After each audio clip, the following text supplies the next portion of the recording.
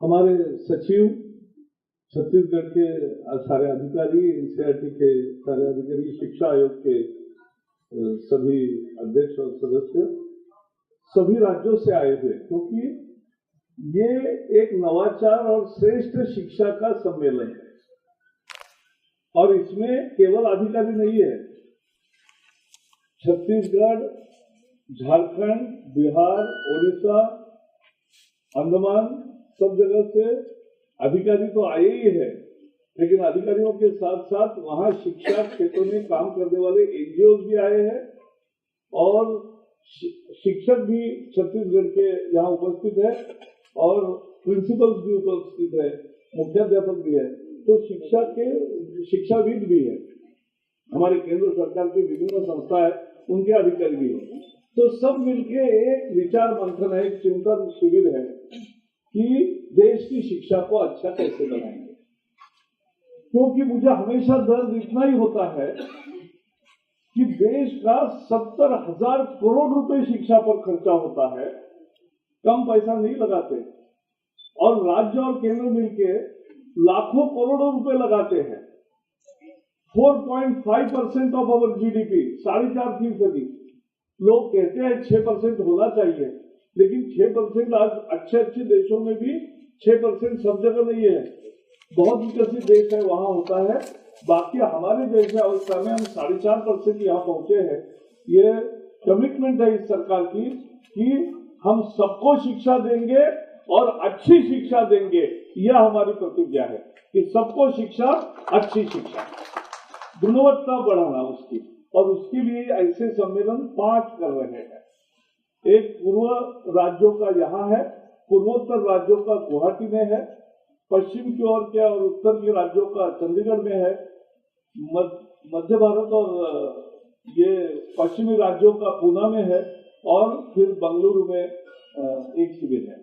ये सारे शिविर एक ही विषय को लेकर जाएंगे कि शिक्षा के गुणवत्ता में सुधार कैसे हो। और हम मानते हैं कि हर एक राज्य कुछ न कुछ करता है, हर एक शिक्षक भी कुछ करते हैं, तो जो अच्छे प्रयास हो रहे हैं उन सबको इकट्ठा करके सबके सामने पेश करो, एक दूसरे से सीखे। वही सबसे बड़ी शिक्षा है, वही बड़ी प्रेरणा है। और इसलिए ये विचार मंथन जो होगा 10 दिन 5 शिविर, और इसका हमें बहुत लाभ होगा, क्योंकि हमने बाकी सारी नीतियां बनाई, बहुत निर्णय लिए हैं, वो मैं बताता हूँ, लेकिन उसको अब गुणवत्ता में सुधार में परिवर्तित करना है, तो हमें ये करना है। और इसलिए ये शिविर सबसे हमारी, और सरकारी स्कूलों की गुणवत्ता कैसे सुधरी है, सबसे बड़ा चैलेंज है, सबसे बड़ा चैलेंज। अच्छा, और इसमें आज हर साल सरकारी स्कूलों में ऑल इंडिया की मैं बात कर रहा हूँ, हर राज्य में ऐसी स्थिति नहीं है। यहाँ तो अच्छी शिक्षा सरकारी स्कूलों में भी होने के कारण अनेक प्राइवेट स्कूलों से बच्चे राजस्थान में, छत्तीसगढ़ में, महाराष्ट्र में, तेलंगाना में वापस आ रहे हैं सरकारी स्कूलों के तरफ। ये बहुत जबरदस्त सफलता होना चाहिए, और इसलिए सरकारी स्कूलों की गुणवत्ता सुधारना ये सबसे हमारा बड़ा चैलेंज है, और वो हमें करना चाहिए। और इसलिए हम सब स्टेक होल्डर, हमने 4 स्टेप्स उठाए हैं पिछले 1 साल में, 2 साल में, 3 साल में मोदी सरकार। पहले तो राइट टू एजुकेशन 2006 में आया, लेकिन 10 साल तक इसके लर्निंग आउटकम्स बने ही नहीं थे कि भाई पहली में बच्चे को परीक्षा तो खत्म हुई, पहली में एक बार बच्चा एडमिशन लिया तो वो 8वीं में पास होने का सवाल ही नहीं है, वो जाएगा ही 9वीं में। अब 9वीं में एकदम गिरता है क्योंकि वहां ड्रॉप आउट होता है। तो पहली से 8वीं तक कंसेप्ट प्रमोट करने का पॉलिसी आ गई, उसके बहुत कारण थे, उस विवाद में मैं नहीं जाता हूँ, मुद्दों में नहीं जाता हूँ, थोड़े तर्क भी थे, लेकिन समझो दिया तो उसका, लेकिन लर्निंग आउटकम कि भाई पहली में क्या आना चाहिए, गणित का, भाषा का, दूसरी में क्या आना चाहिए, तीसरी में क्या आना चाहिए, चौथी में क्या आना चाहिए, 5वीं में, 6वीं में, 7वीं में, 8वीं में, हर कक्षा में उसको क्या आना चाहिए, ये लर्निंग आउटकम है। और जो शिक्षा की जो प्राप्ति होनी चाहिए, उसका बेंचमार्क होना चाहिए, वही निश्चित नहीं था, इसलिए किसी की जिम्मेवारी नहीं थी। अब ये जो लर्निंग आउटकम्स की कमी थी, अब मुझे बहुत खुशी है कि हमने लर्निंग आउटकम्स तैयार भी किए, नोटिफाई भी किए, अब लागू भी हो गए, तो सबको ये फॉलो करना पड़ेगा और उसी की चर्चा इस शिविर में होगी। तो लर्निंग आउटकम्स कर दिए सबके। अब हम पेरेंट्स को भी इस साल पहले तो स्कूल के दीवारों पर सारे लर्निंग आउटकम्स के पोस्टर लगाएंगे कि हर कक्षा में क्या आना चाहिए, ये सब पोस्टर जैसा भी रहेगा। शिक्षकों को पढ़ाने के लिए, ये लर्निंग आउटकम साध्य करने के लिए क्या सामग्री देनी है वो भी तैयार की है। वो सब अपने अपने प्रादेशिक भाषा में होगी अनुवादित, तो वो भी होगी। और हर पेरेंट को भी, जहाँ यहाँ SCRT के लोग आए हैं, राज्य सरकारों के आए हैं, हमारी कल्पना है कि हर पेरेंट को जिसका बच्चा 5वीं में है उसको पेरेंट को एक पैम्फलेट देना चाहिए कि 5वीं में आपके छात्र को इतना आना चाहिए, तो उसको भी पता चलता है। जिम्मेवारी सबकी, शिक्षा संस्थानों की, स्कूल की, टीचर्स की, पेरेंट्स की और छात्र की, क्योंकि उसको भी बताया कि आपको इतना आना ही चाहिए। ये उसको बेंचमार्किंग होना, ये मुझे लगता है लर्निंग आउटकम का सबसे बड़ा। दूसरा, एक बार भी परीक्षा नहीं, बहुत राज्य ने कहा कि इससे सर तबाह हो गए हम, एक पीढ़ी का नुकसान हो गया, 10 साल कोई पढ़ ही नहीं रहा है। मैं एक गांव में गया, वहां सभी गांव में ऐसी स्थिति नहीं है, लेकिन कुछ जगह जरूर है। वहां लोग कहते हैं अब मिड डे मील स्कूल बन गया, आना खाना जाना, बस ऐसा होने लगा अनेक जगह। तो ये बंद होना चाहिए। आना, सीखना, खाना, आना, खाना, सीखना और फिर जाना, ये होना चाहिए। और इसके लिए 5वीं और 8वीं में परीक्षा ही नहीं, डिटेन करने का भी अधिकार राज्य मांग रहे हैं। 25 राज्यों की ये मांग थी, लेकिन 4 राज्य कह रहे थे कि भाई हमें नहीं ऐसा चाहिए, जो अभी चल रहा है वैसा ही हमें चलने चाहिए। अब संघ राज्य व्यवस्था है, क्या करें। हमने केप की मीटिंग की, सभी मंत्री आए थे, हमने यूनिवर्सिटी रिजोल्यूशन किया कि 5वीं और 8वीं में स्टूडेंट को डिटेन करने का अधिकार, उसकी परीक्षा होकर उसको डिटेन करने का अधिकार तो राज्यों को दिया जाएगा। राज्य तय करेगा अपने अपने राज्य में। तो 25 राज्य करना चाहते, 4 राज्य नहीं करना चाहते, लेकिन ये रिजोल्यूशन हमारे यूनिवर्सिटी हो गया। अब इसका बिल तैयार हो गया है, ये कैबिनेट में जाएगा और फिर जल्दी पार्लियामेंट में जाएगा। मुझे पूरा विश्वास है कि पार्लियामेंट भी पास करेगा, क्योंकि सबकी इसमें सहमति है कि ये राज्यों को अधिकार दे दे और राज्य करना चाहते हैं।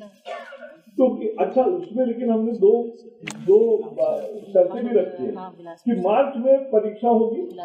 मार्च में परीक्षा में अगर छात्र फेल होता है तो वो जून में दूसरी परीक्षा होगी। जून में दूसरी परीक्षा होगी, उसमें भी फेल होता है रेमिडिएशन के बाद और फिर प्रयास करने के बाद भी अगर वो फेल होता है तो फिर उसको डिटेन कर सकते हैं, ये उसका अधिकार। तो ये 5वीं और 8वीं का ये एक नया तैयार होगा। हमने 10वीं की बोर्ड कंपल्सरी करी, उसका बहुत स्वागत हुआ। 90% अप्रूवल फॉर गवर्नमेंट डिसीजन, क्योंकि एक अनार्किक व्यवस्था थी कि CBSE के स्कूलों में आधे बच्चे बोर्ड की एग्जाम दे रहे, आधे नहीं दे रहे, तो फिर वो गलत था। तो हमने स्टैंडर्डाइज किया और 10वीं की बोर्ड एग्जाम लाई। सबसे बड़ी बात है टीचर। मैं मानता हूं कि टीचर ही शिक्षा का सबसे मुख्य घटक है। जैसे रमन सिंह जी ने कहा, आज भी 1ली से 5वीं तक हमें जिन्होंने पढ़ाया वो आज भी मिलते तो पांव छूने को करता है। क्यों? क्योंकि उन्होंने हमें हुनर दिया, उन्होंने हमें सब पहुंचा। ये शिक्षकों का सबसे कमाल का रोल होता है। लेकिन बहुत जगह उस पर ध्रुवीय जमी है। शिक्षकों का प्रशिक्षण ठीक नहीं होगा। अगर शिक्षकों का प्री सर्विस ट्रेनिंग और इन सर्विस ट्रेनिंग की चुस्त व्यवस्था नहीं होगी तो फिर गड़बड़ होती है, वो सिखा नहीं पाते। और शिक्षक कितने अच्छे होते हैं। हमारे यहाँ संग्राम बैठा है, उन्होंने एक प्रयोग किया कि शिक्षकों को पूछा कि भाई विदाउट एनी इन्वेस्टमेंट अच्छा लर्निंग टीचिंग कैसे करा सकते हैं, टीचिंग लर्निंग कैसे हो सकता है, इनोवेशन क्या आपका, नवाचार क्या। तो एक एक टीचर ने किए हुए प्रयोगों के आधार पर नवाचार बताए। बहुत अच्छे नवाचार है, उसकी किताबें भी छापी उन्होंने। तो ये नवाचार शिक्षकों ने बताया। तो एक सवाल पूछा शिक्षकों को कि आप फिर अधिकारियों को ये नवाचार क्यों नहीं बताया आज तक। तो बोले सर अधिकारी आने पर हमें डांटते ही है या इंस्पेक्शन के मूड में होते हैं, तो हम कैसे बताएं। तो ये भी हमें समझने की बात है। और इसलिए कुछ शिक्षक बहुत अच्छा प्रयास करता है, लेकिन सभी शिक्षक ऐसे नहीं है, तो उनको अकाउंटेबिलिटी तैयार करनी पड़ेगी और वो हम करेंगे। और इसलिए टीचर एजुकेशन का कंप्लीट रिवैम्प कर रहे हैं। आज मुझे सबसे दुख होता है कि जो सरकारी अच्छे बीएड महाविद्यालय थे अपने समय में, 50 साल 60 साल जो अच्छे बीएड महाविद्यालय रहे वो बंद पड़ रहे, और जो एक फ्लैट में कहीं खुल गया है बीएड कॉलेज जो तुरंत डिग्री मिलने की जहां गारंटी है, ऐसे चलने लगे हैं। ये बाजार हम बंद करेंगे, ये मैं कहना चाहता हूं, ये बाजार बंद करेंगे। 6,500 बीएड डीएड कॉलेज के एफिडेविट्स हमारे पास आए हैं, 6,000 नहीं आए हैं, उनको हमने नोटिस दिया है कि आपसे क्लोज न किया जाए। क्यों न किया जाए? We have issued them show cause notice, और वो अगर ठीक गुणवत्ता में सुधार नहीं करते और सही शिक्षा नहीं देंगे तो हम नहीं करने देंगे। और दूसरी मैं कहना चाहता हूं कि जो पाठ लेना, पढ़ाने का अनुभव ही बीएड है, पढ़ाने का अनुभव ही बीएड है, तो वो अगर करना है तो वो सरकारी स्कूल में आकर करना पड़ेगा।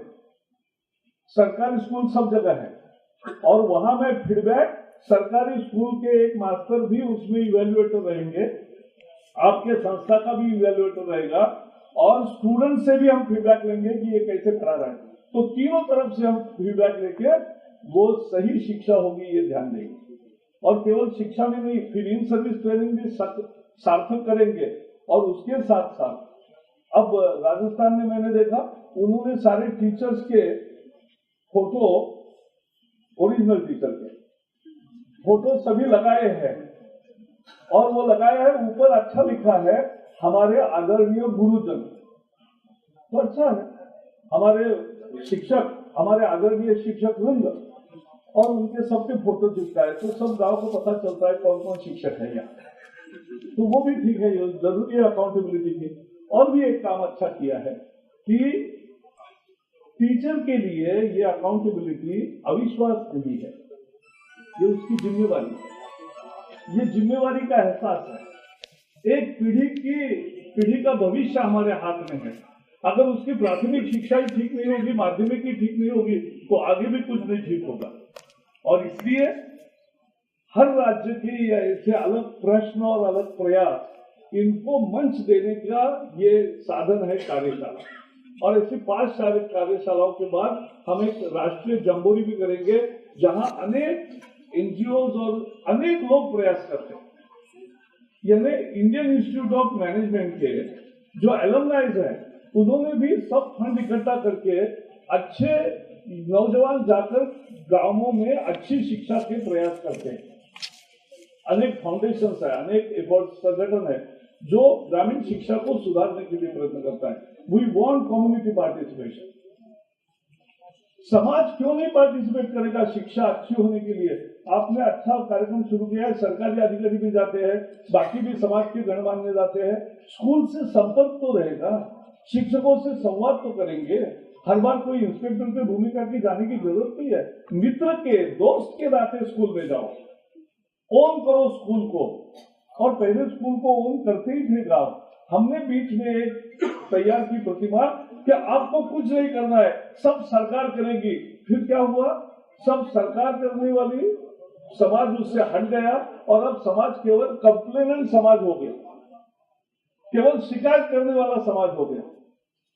मैं एक दिन मेरे जल संवर्धन का काम कर रहा था, तो मैं हर शनिवार वहां जाता था। 11 गांव में पानी लाने का हमारा 4 साल का प्रोजेक्ट है।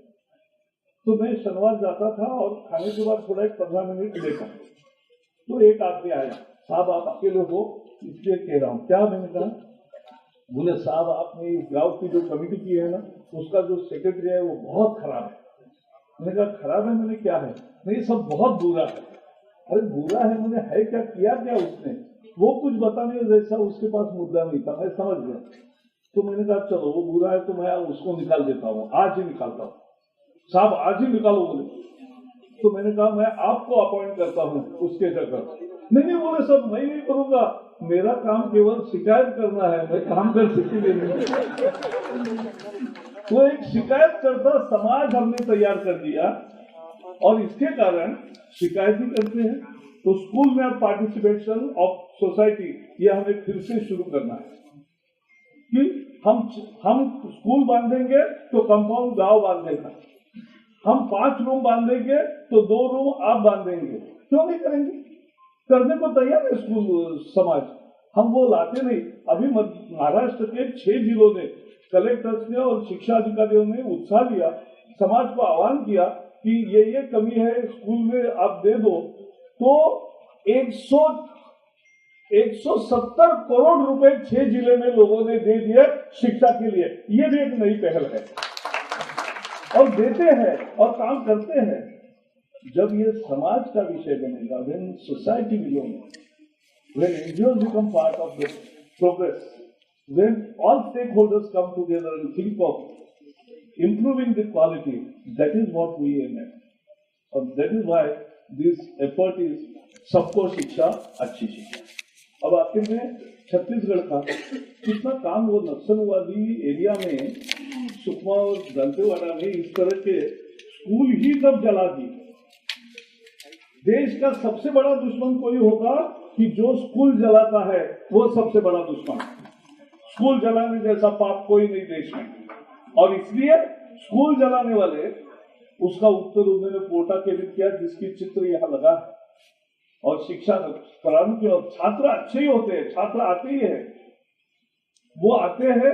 अब हमने ये तय किया है कि आपके प्रयास में थोड़ा हमारा भी हाथ लगे, और इसलिए पोटा के दिन आज तक 1ली और 8वीं तक है, वो 9वीं और 10वीं तक 24 पोटा के दिन करने के लिए और 24 जगह हॉस्टल करने के लिए हम 60 करोड़ रुपए, हम 100 करोड़ रुपए की योजना मंजूर किया है। 60 हम देंगे, 40 आप देंगे, वो चलेगा। और एक टैबलेट्स यानी वो खाने गोलियां टिकिया होती थी, उसको पहले टैबलेट लोग कहते थे या दवा की टैबलेट कहते हैं, लेकिन अब नई टैबलेट है, वो हाथ में है, छोटी सी है, लेकिन उस मशीन में कंप्यूटर में इतनी क्षमता है कि एक स्कूल में सारे टीचर्स और स्टूडेंट आए हैं कि नहीं, उनका एक बार बायोमेट्रिक लिया तो स्कूल के 100 मीटर में आए कि सबका ऑटोमेटिक एंट्री होता है, और कौन नहीं आए वो भी समझता है। तो एक बड़ा अच्छा इंस्ट्रूमेंट है, उसके और भी अच्छे परिणाम है, शिक्षा के लिए भी उपयोग कर सकते हैं। तो ऐसे टैब लेने के लिए भी 100 करोड़ रुपए का एक पूरे जिले में, अब उन्होंने एक जिले में किया था, अब सभी राज्य भर में करने के लिए इसके लिए भी 100 करोड़ का प्रोजेक्ट हमने मंजूर किया है, और उसमें भी 60 करोड़ रुपए केंद्र सरकार देगी। तो ये हमारा रिश्ता बना ही है और चलता ही रहेगा और बढ़ता रहेगा। और एक आखिरी, आपको पैसे की कमी अब नहीं पड़ेगी। क्यों? केवल छत्तीसगढ़ को नहीं, बिहार समेत सभी को। एक तो जीएसटी जब आएगा तो जीएसटी से कंज्यूमर स्टेट को तो मिलेगा ही और ज्यादा मिलेगा, और जीएसटी से जब करों की चोरी कम होगी, we are a non tax compliant society, we want to build up a tax compliant society. जैसे ये होगा, हमारा पूरी उम्मीद है कि ये धीरे धीरे बढ़ेगा और 2 गुना ज्यादा इनकम सरकारी आय होगी, जो करों की चोरी होती है वो समाप्त होगी, और उससे ही शिक्षा को अधिक पैसा मिलेगा, और उसी के लिए हमारे साथ सबके प्रयास होने चाहिए। बहुत बहुत धन्यवाद।